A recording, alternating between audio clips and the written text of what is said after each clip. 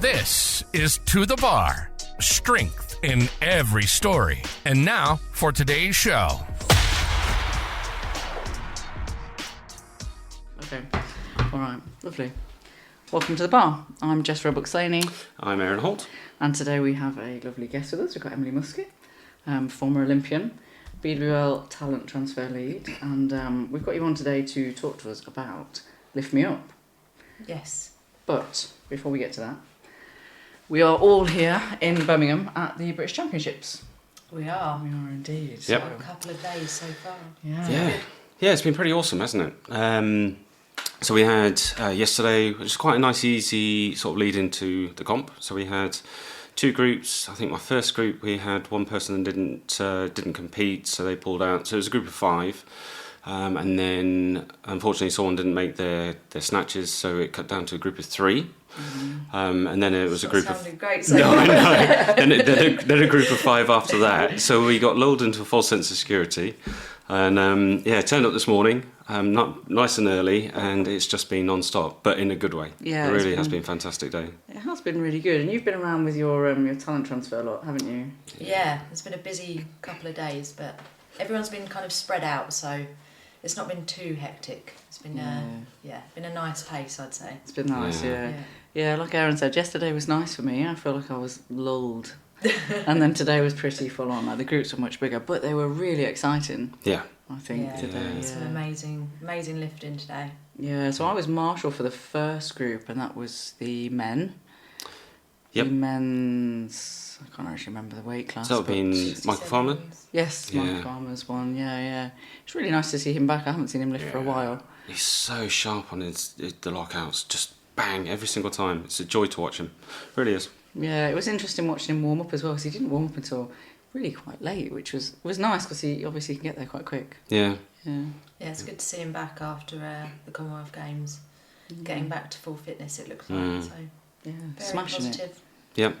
Then we did the women's 55s after that, so I was reffing that one. Yeah, they all blur into lots of different groups. Yeah. They do, yeah. But yeah, so you had a couple of lifters in there.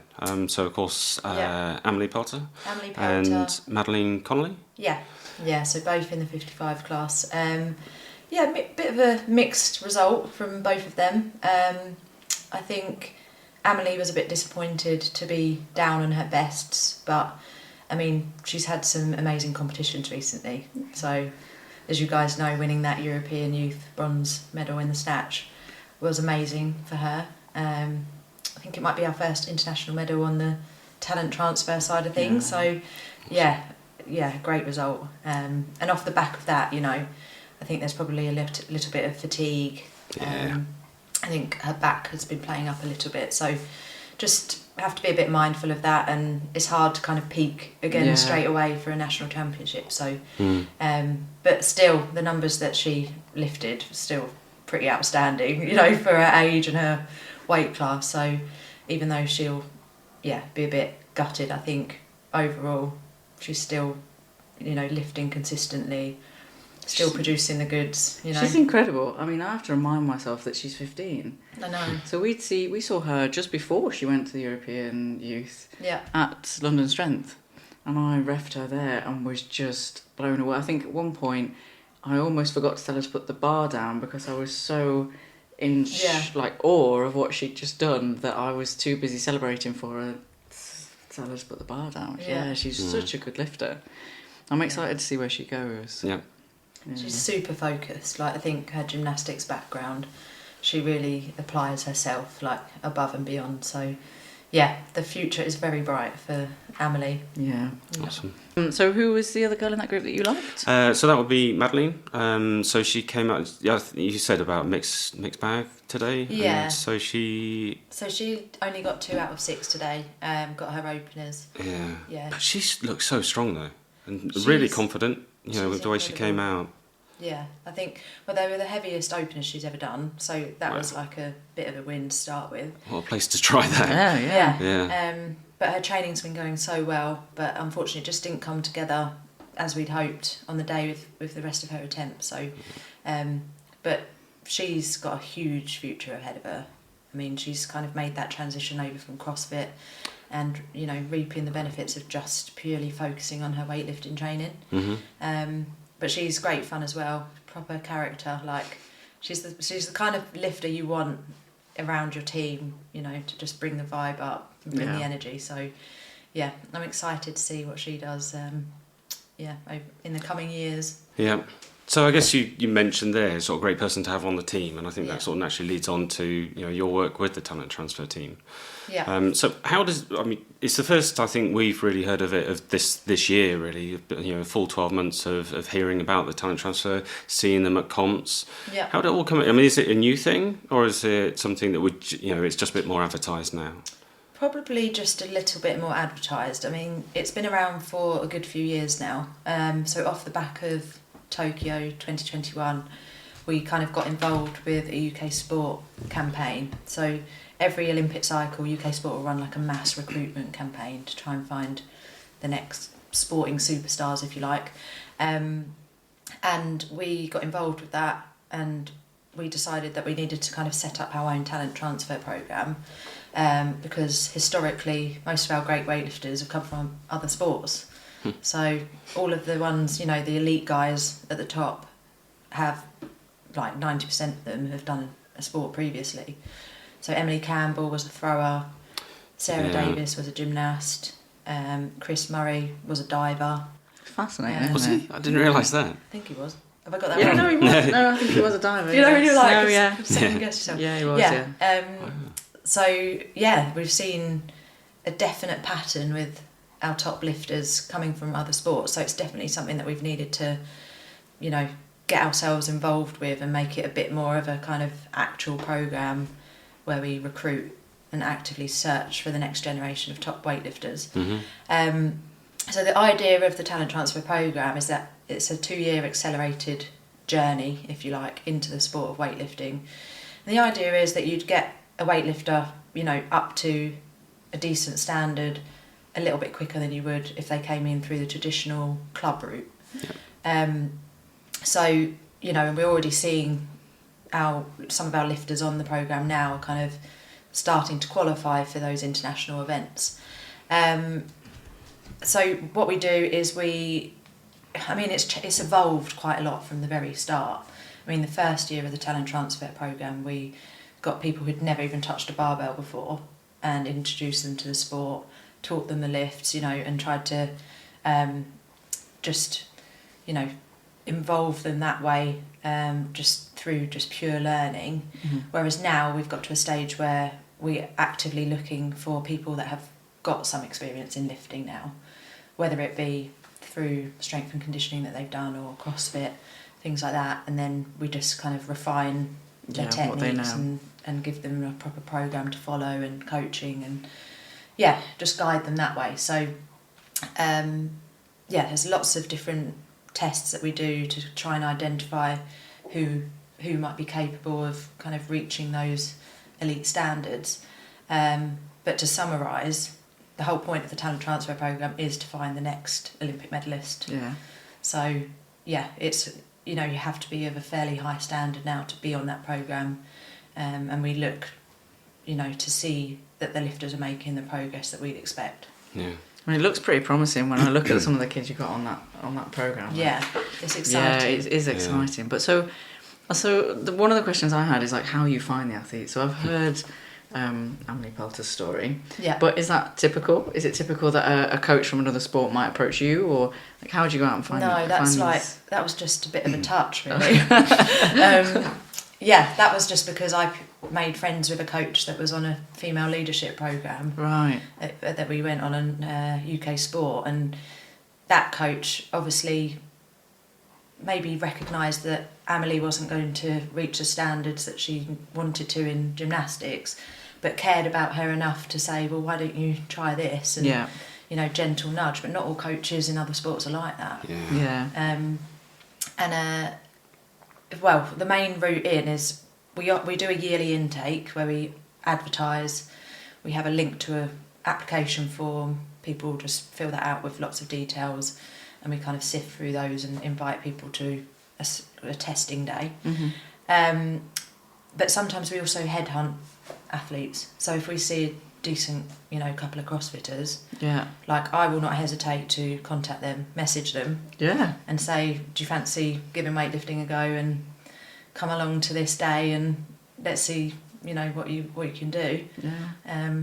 So it's a nice balance between, getting people to apply and also going out there and searching. Yeah, self-identify but also pinching. Well, yeah. Yeah, I like that. So I'm guessing my email's coming soon. God, that'll be nice. Are you younger than 22? Maybe not. Yeah. So do they all train separately then? It's not like I suppose in my mind I'd maybe imagine them all doing like training days together or. Well, yeah, it's not a centralised programme, so it's a bit more kind of remote focused. Yeah. But we do get together for training camps every 6 weeks, so we head up to That's Nottingham and have a talent transfer camps. So it's quite intensive couple of days, with lots of training sessions, usually lots of sports science testing just to monitor their strength levels and improvements and things like that. And just like a little bit of socialising as well, bit of recovery stuff in the sauna. Yeah. And it's just a nice opportunity for them to get together because they've all built friendships as well, and it's just a really good little atmosphere in the team, and they all push each other and support each other, and it's just I feel very fortunate to be a part of this programme because it's just lots of fun. Really. Special. Yeah. I'm always very jealous of their singlets. Yeah, pretty cool. Yeah. Such nice singlets. Oh, it shouldn't be the thing that I take away. But I see them all together and I'm like, damn it. Amazing lifters. Nice singlets. They look the part. Yeah, they do. Yeah.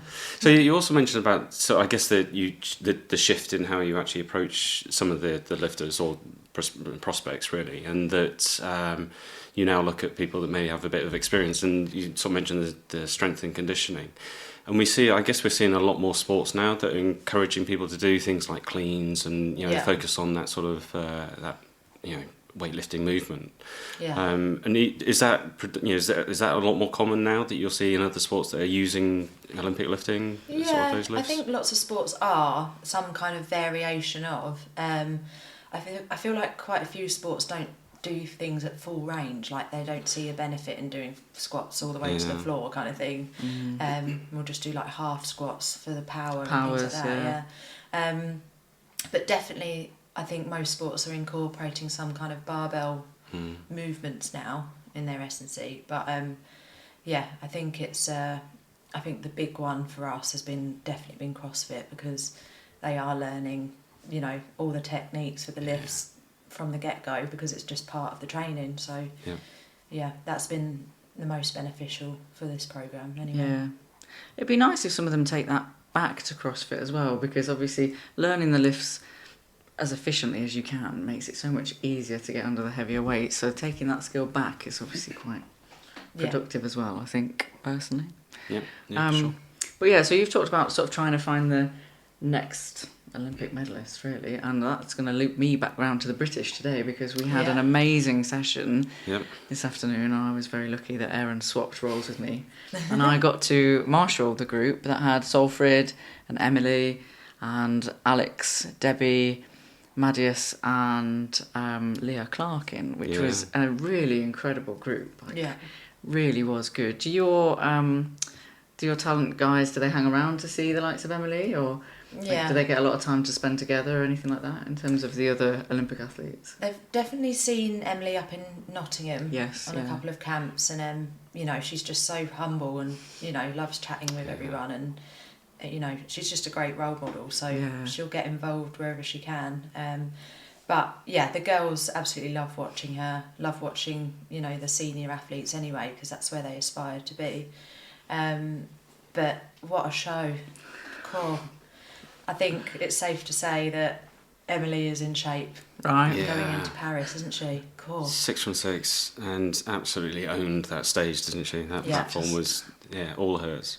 It was incredible. Yeah. I'm always feel really lucky when I get to be in the back room with Emily, because it's watching her. I've said this about Alex McKay as well, but those sort of athletes that have a real ability with the mindset, Yeah. And watching Emily before she goes out, and even when she comes back on, her routines and the way she centres herself and the way she approaches the bar the same way every time, it's such a gift. And that, the second one of her cleans, I think it looked like she'd stumbled a little bit with the bar. She had to pop it off herself a couple of times.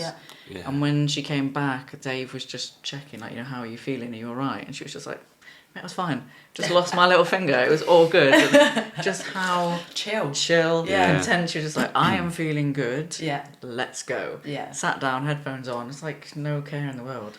It literally looks like she's saying to herself, "This is my time." Yeah. And it just gives me goosebumps thinking about Paris and the Olympics and what could be. Yeah. So, happy days. We can't wait. Yeah. We can't wait. Yeah. It's going to be good. Yeah. And Salford, wow. Honestly. Like textbook lifts. Honestly. So good. Yeah, it was interesting because she missed her first snatch and she obviously then came out. And I said to you that it was like a different person. She came out and nailed it. And obviously again, that mindset, going back into the warm-up area, sitting down, recentering themselves, come back out and absolutely nailing it. It's literally all she did as well. She came back, she acknowledged that her arm was soft. She sat down, her coach bought her a drink, she got up, she went again. Done. Yeah. Just, there was it looks like she just kind of switched something on a little bit, got a bit angry a bit. And, that was it. She's like, I'm not doing that again. Yeah. But watching her and Emily together as well was a real gift, because I've seen them online together quite a bit. You've seen them training friends, together, but actually seeing them together when Salford was done, her coming out and being like, right, now let's go, Emily, let's go, Em, and it was really nice. They look like they bounce off each other quite well. So when they're obviously warming up, they don't acknowledge one another, just you're focusing on your own thing, right? But when they're interacting, when they're waiting, it was really nice. I love that. Yeah, real joy. And it was nice that it was on the Saturday. I've not seen that many people watching weightlifting ever. Maybe that's something for the future. Shift the weight classes around a little bit. Yeah. Although maybe not anytime soon, and not to be suggested online. Next week. Next week the Instagram post will come out. But the other one that I just want to mention as well before we go on is Stefano. Oh yeah, Stefano. Gutsy. Oh, I haven't seen him that happy to come off a platform in a very long time, but he should have been that happy as well, because it was glorious. He did really well. Yeah, so again, focused, went out, knew exactly what he needed to do. There were the numbers that got him the gold. And then an hour later, we saw him playing on a video game by himself in his Crocs. Yeah. Just chilling out by himself. Just being Stefano. Yeah. He's so down to earth. Yeah. It's just, he's such a nice guy. I just love weightlifters. Like all the array of personalities and people. Just makes a sport, doesn't it? Yeah.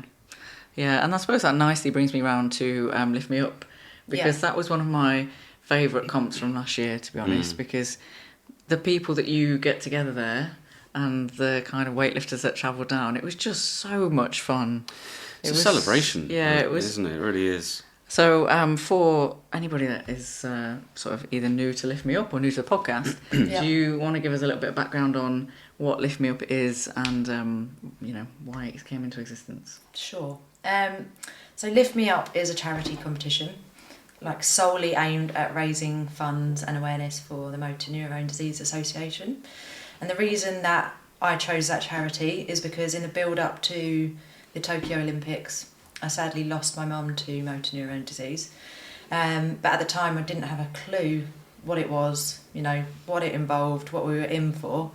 So for me, I just felt like post-Olympics, it was something that I wanted to use my tiny little platform to kind of build an event where people could have fun basically and lift weights without any pressure, but also most importantly, do my bit for the charity, and just get those funds that are so needed for research, because there is no effective treatment at the moment, and there's definitely no cure. So, every little helps. Yeah. Really, it just goes towards the vital, science and research that they need to progress. And I just don't want other families to really have to deal with what we did in my family. So yeah, it's a cause very close to my heart. So I'm very, very grateful when people volunteer their time and come down and help out, because it is a long way to travel down to Devon. I do appreciate that it's a corner of the country pretty much. But yeah, it's a great event, and this year we're very, very lucky to have combined the event with the British Open. Yeah. Thanks to British Weightlifting. And it's set to be basically double the size, 2 platforms, lots of people getting involved. And this is a bit of an announcement that I haven't told anyone about yet, but we've got 2 adaptive athletes taking part. Oh, Awesome. wow. Which is really cool. Yeah. So yeah, Nigel and Abby, we've got taking part. They've done like the adaptive CrossFit events before, but they're actually going to do snatch and clean and Amazing. jerk. Yeah. Great. Yeah. So really, really excited about that, because we want to start kind of being a bit more inclusive, and it's not been done before. So it's the start of some conversations as to how to manage that, because obviously everyone's different and there's a lot to consider in the rules and things like that. So they will be guesting at the event, and I'm very, very excited to have them there. Yeah, that's great. That's really great. But yeah, I mean, you say, your tiny platform. When I was looking back, I think you've raised over £33,000, haven't you, from Lift Me Up? Yeah, over the 3 years. That's impressive. Yeah, that is incredible. good.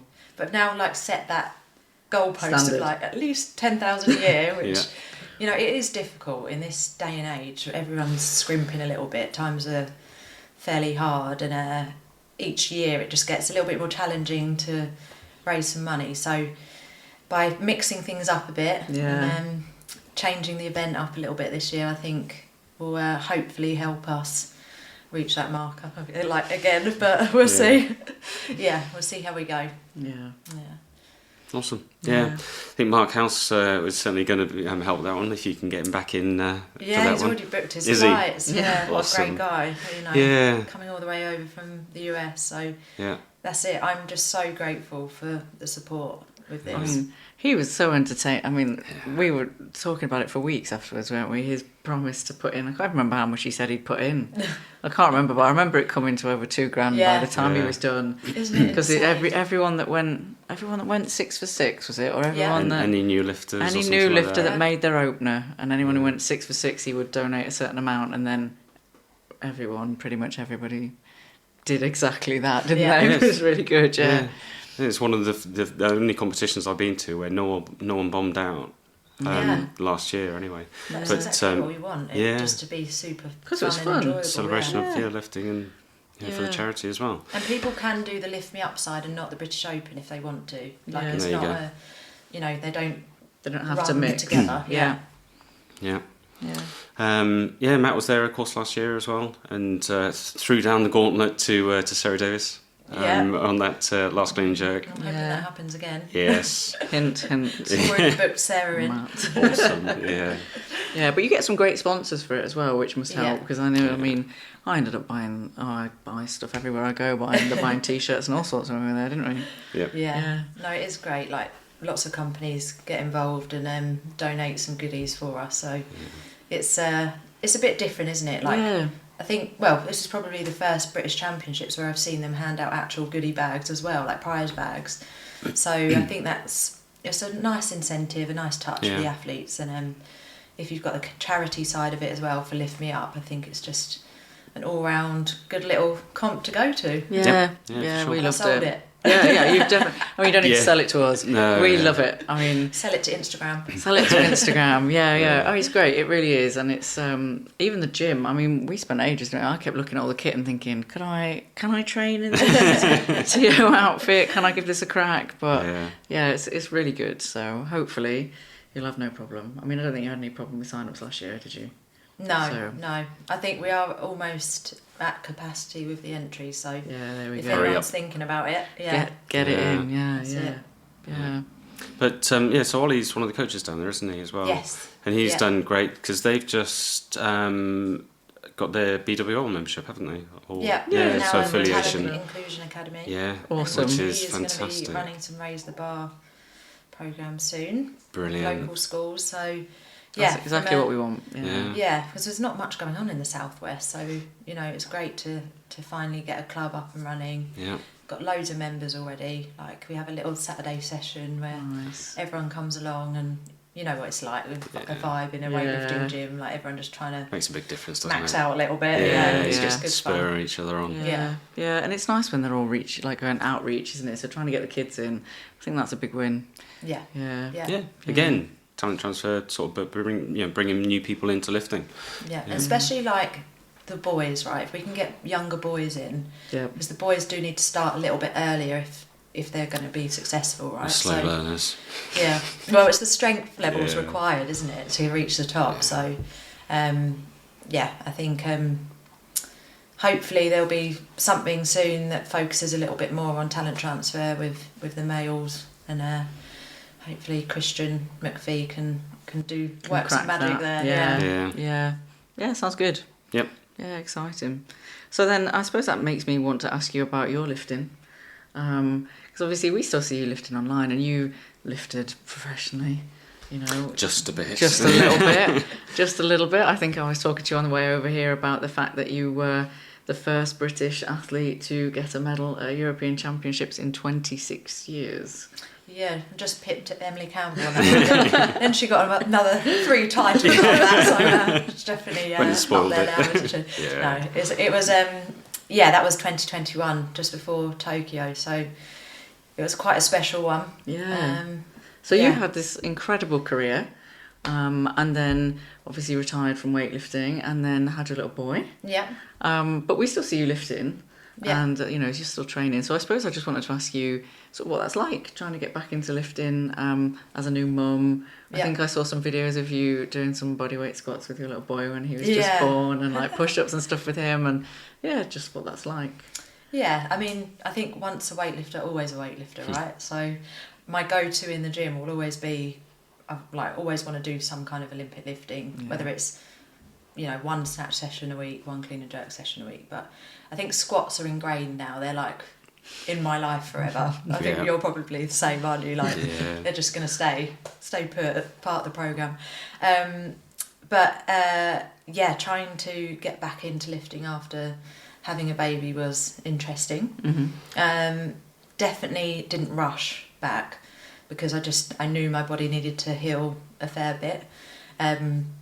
I had a C-section, so it's quite a big old incision that you experience. So I think I did my first bodyweight session 8 weeks after giving birth. Wow. And even then it was like a few air squats and a couple of press ups, but it was just so simple, so basic, just to get moving again. But I just gradually built back up, based on how my body was feeling. I do think, there's lots of programs out there which can help guide you, but a lot of it is just going by feel. And just trusting yourself, like any program, right? You just slowly increase volume and up the intensity a bit and things like that. So listen to your body as you go along, sort of thing. And I do think having something like having a baby doesn't have to stop you.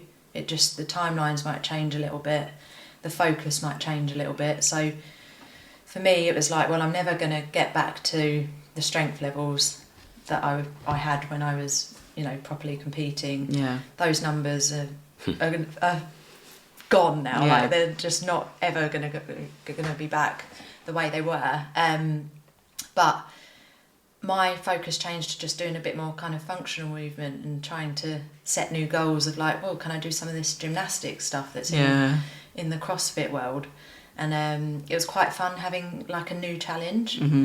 So I think, but I do think it's so important to keep the weight training in there, and especially as we get older, and especially as females, there's a big emphasis on needing to keep the resistance training up, and keep your bones strong and healthy, and so I will be lifting weights basically forevermore. You'll see me 85-year-old grandma in the gym pumping iron. Yeah. So yeah. So that's a promise that you'll be entering the Masters. Oh, I didn't say what kind of weight training, but All right, okay. Yeah, it's so true though, because I mean, most people know that I came to weightlifting really late, so it's one of those things about women and sort of trying to maintain people in the gym and not seeing these things as barriers. So I suppose what you were saying there about, you know, your numbers, they were gone. You were never going to have those back, but that might have been true anyway, considering you were training as an Olympian and then you'd retired, so you were never going to train like an Olympian, whether or not you'd had your little boy or not. So I suppose maybe thinking about it not as numbers driven and more just that you're enjoying yourself in the gym. Yeah. Does that help? Definitely. Yeah. I mean, I still have moments where I'm like, why can't I lift that? You know? Like, I snatched more than that, and you question yourself, like, but life's different now. Yeah. So I'm at peace with it. I like where my training's at. I have fun. I like the fact that I can go in the gym one day and just do a bit of what I fancy. Yeah. You know, I don't have to follow a plan and feel guilty if I didn't hit this XY number. Yeah. But then that experience, I think, helps me when I'm coaching others, because I know what it's like to feel so regimented and having to stick to the programme no matter what. Like, it's just so important that people or athletes know that a programme's always flexible, or it should be at least. Yeah. And the world's not going to end if you don't hit you know, certain numbers. So yeah. It's nice to not have that pressure. This is what you always say to me, isn't it? It's all about lifting with lifting what you've got with where you're at, or something like that. Yeah. Basically, it's flexible based on how you're feeling on the day. Yeah, the numbers that you get prescribed, I always say it's a prescribed, you know, program that you get. It doesn't mean it's, you know, that's what you should be hitting, because on the day it could change, and so therefore, that's the guideline, but it deviates on how your body feels. But I think interesting. But tying back to sort of, again, you know, the experience of what you went through with comps, you know, your professional side of things, but then also sort of looking at the talent transfer. I mean, I don't know whether you've had it with post-comp, but the post-comp blues. Yeah. Did you get that? And, you know, do the talent transfer sort of kids have that as well? And how do you manage their sort of expectations? Or are they a bit more focused on how they sort of transfer these days? Or yeah, I think for the guys on the talent transfer programme, because they're at the start of their journeys, they're kind of always looking to the next one. Yeah. So they're very focused, and, you know, a lot of them just want to get stuck straight back into training, and you have to say to them, no, you need like a week off, like rest. Yeah. You know, so there's definitely a high work ethic there. In terms of personally, I don't think I really felt the blues too much after comps. I definitely, after the Commonwealth Games in 2018, took a few months and thought to myself, I think I might retire now. Yeah. Because it took me 10 years to win an international medal, and I was like, I've got it. Like, maybe just leave it there. Yeah. On a good note. Yeah, exactly. I pretty much almost had finished in my head. But then I got a message from Ramsey Kachacha saying, and it was after the Tashkent Worlds, and he was like, you could qualify for the Olympics, you know. And so that just opened like a world of possibilities in my head. Another level. Yeah, because it had always been the Olympic dream for me. Yeah. And he was like, based on these results, you could do this. And then there restarted my journey again. And thanks, Ramsey, because I did go to Tokyo, albeit it was a tough old journey to get there. But ticked it off. Yeah. Didn't retire. But it just goes to show, like, I think all weightlifters have those moments where they're like, I'm done with this sport. Like, it's a load of crap, you know. But twice a week. Often does my weight belt get thrown across the gym. Maybe I'm just not supposed to be a weightlifter anymore. If Aaron's not saying it, I am. This is one of us is always saying it. Big old kick of the bar. Yes, yeah. But it's part and parcel, you know. If you can stick through those hard bits and keep pushing on, it can be worth it. Well, I was saying to Aaron earlier that when we were preparing for you to come on, I didn't realise that you didn't find out that you were going to Tokyo until the week before. Oh my God, yeah, it was stress. It was pure stress. Yeah, missed out on the team announcement, kitting out. Yeah. I think that's even more impressive, to be honest, because the mindset shift of not going to going and then being there in a week would have sent me into a spiral. Oh, well, when I probably needed you out in Tokyo with me, to be honest. Jess is can I say? Yeah, you can say, yeah. Jess is a clinical psychologist for a job, so, I know we're joking about it, but I wasn't in a very good headspace in Tokyo, so I was a bit of a mess. Yeah, I mean, understandable, I think. Yeah, it was a lot, and never mind when you add on the Tokyo Olympics were odd anyway, right? Yeah, so, that was a weird old time. Yeah. But I was definitely in my own head, shall we say, and but battled through it. But yeah, it was tough. It was a bit tough on the coaches and my teammates. I do feel a bit, looking back when I reflect, I do feel a bit bad about it. But luckily Emily got a silver, so it's all right. But no, it was one of the hardest times that I've had to deal with. The hardest part of my weightlifting career, without a doubt. Yeah. Even though it was, the biggest achievement, if you like. Yeah. Ironically. But after it had finished and I knew I'd leave it there, it was just the best feeling. Yeah. Yeah. Yeah. And to have gone through all of that and then come out the other side of it as well is a massive achievement, right? Yeah. So, yeah. Yeah, I was definitely... I had my blues before and during the Olympics, and then... Because I've had that discussion, with some fellow Olympians at the BOA, and... we've had to kind of reflect on our Olympic experiences, and the common one is to have that low after something like the Games, but mine was definitely back to front. Yeah. So it's funny, isn't it? It is, yeah, but I suppose also quite nice to have finished on a high and then ridden that high rather than crashing a little bit. Stay up there. You achieved your goal and then you moved on. That's nice. Yeah. Good for you. So yeah, I suppose that maybe that brings us straight back round to the British, and we've got one more day tomorrow. Still got our wristbands on. Yeah. I can't, honestly, so grubby. Shower and sleep in these. Yeah, so Don't take them grubby. Yeah. It's not because we don't want to. We're not allowed. We're not allowed to take them off because Strength in Depth will only issue one. Yeah. Cheap. So have you got many lifters tomorrow, Sunday? Yeah, we've got a few. We've got Rachel in the 71As, and we've got Fumi, Lottie and Maddie Farley all in like the 76-81 group in the afternoon. So yeah. Nice. So Fumi actually was one of the ones that came from the very first UK sport programme. Touched a barbell 2 and a bit years ago. Don't. And is now, up there. Yeah, I love watching her lift. She's another one that came to London Strength, and I was like, yes, please, I will sit and ref for you. She moves so well. She's a fighter. She will grind her way out of any lift, for sure. Yeah, she's so good.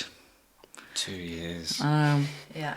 I know, I love them and then I hate them at the same. Like I see them and it's awful, but I love watching them and I'm just so jealous. It's painful. But yeah, they're really nice to watch. Yeah, it's going to be a good day tomorrow. Yeah, I can't believe it's done already nearly. Yeah, well, so the other one as well, of course, that who I had a chat with today is Ramiro. So he'll be lifting tomorrow. Yeah. And then he's off to the training camp with the refugee team for a month. Lucky boy. Yeah. A month of training. Yeah. Very excited to watch him lift at Paris. Yeah. Do we think his wife thinks he's a lucky boy? Well, when I spoke to her, he was behind her going like zip, zip. With the new baby.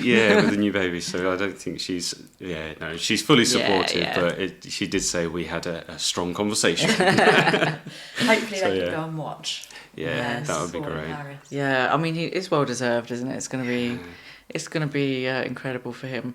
It's we keep mentioning it at our gym because he came to a tier 3 comp there like a year and a half ago, and to some of the CrossFitters who maybe aren't as invested in the weightlifting world, that you don't know that's his. You didn't know that might have been where he was going at that point. Yeah. So to go back and be like, do you remember that guy that lifted all our red plates?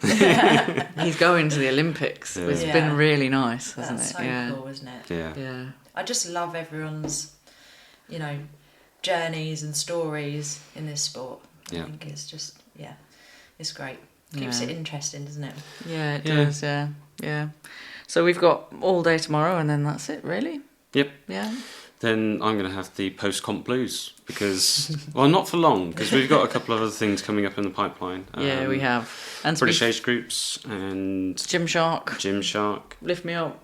Lift me up. Lift me up. It never stops, really, does it? No, It's we always always, the we always say that, and then through the summer, almost every other weekend is TOing. So, and the thing is, whenever we've TO'd somewhere, it makes me really eager to get back to the gym for our training because we don't get to train. Yeah, I know what you mean. I mean, this will be four days that we don't get to train. So then I'm like, yes, where's the barbell? Yeah. So I won't get the do blues. Some squats. Yes.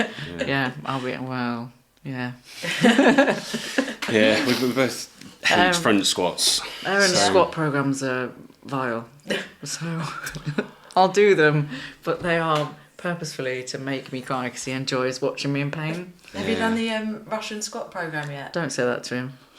I think you should do it. Okay. And then report back on the next podcast. Oh, right. How it's gone. I don't know that I've got enough bleep buttons. So the last week we did 10, 5, 4, 3. No.